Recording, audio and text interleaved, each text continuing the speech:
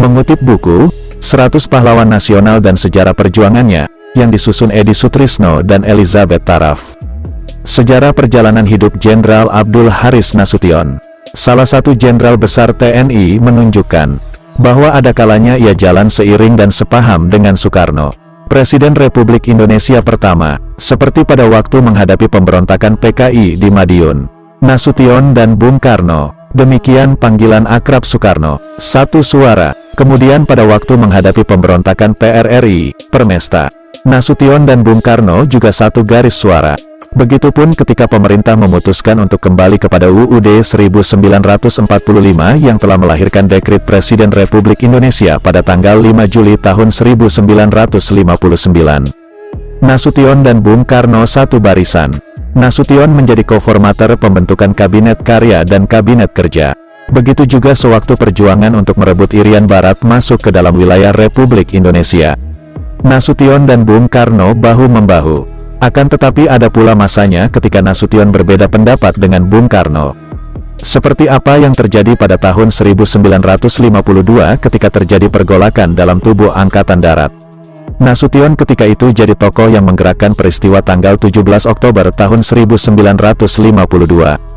Sebuah peristiwa yang menuntut pembubaran parlemen atau DPRS, dan pembentukan DPR baru. Akibat peristiwa tersebut, Nasution diberhentikan dari jabatan KSAD. Akan tetapi pada tahun 1955, Nasution diangkat kembali jadi KSAD. Sesudah Irian Barat berada di tangan Republik Indonesia, perbedaan pendapat antara Nasution dengan Soekarno makin lama semakin menajam.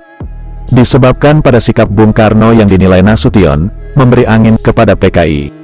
Sekalipun demikian, sebagai prajurit Sabta Marga yang Pancasilais dan Muslim yang taat, Nasution cukup memiliki jiwa besar. Sikapnya terhadap Soekarno cukup dewasa, meskipun seringkali ia tidak sejalan dan berbeda paham dengan Soekarno.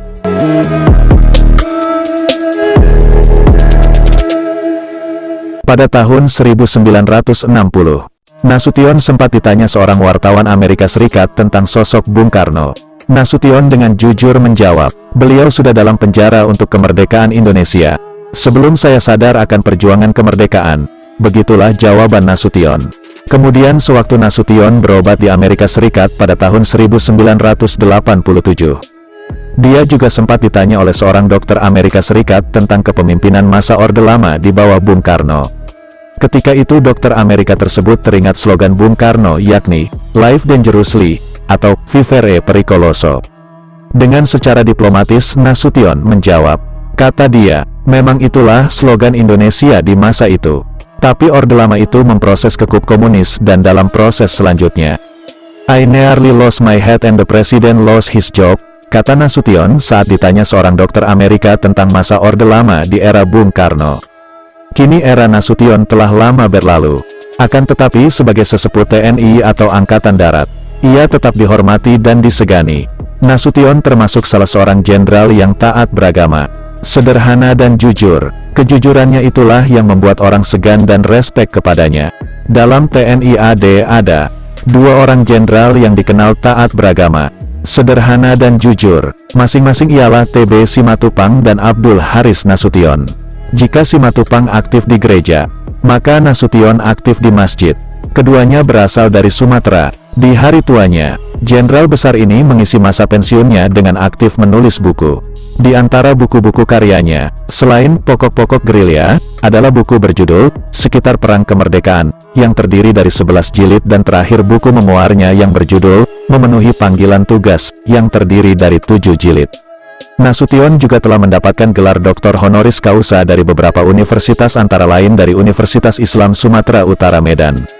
Dalam ilmu ketatanegaraan pada tahun 1962, dari Universitas Pajajaran Bandung dalam ilmu politik pada tahun 1962, dari Universitas Andalas Padang dalam ilmu negara pada tahun 1962, dan dari Universitas Mindanao, Filipina pada tahun 1971.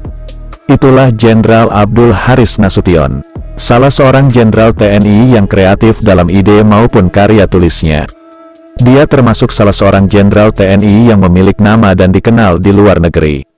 Tulis Edi Sutrisno dan Elizabeth Taraf dalam buku yang disusunnya.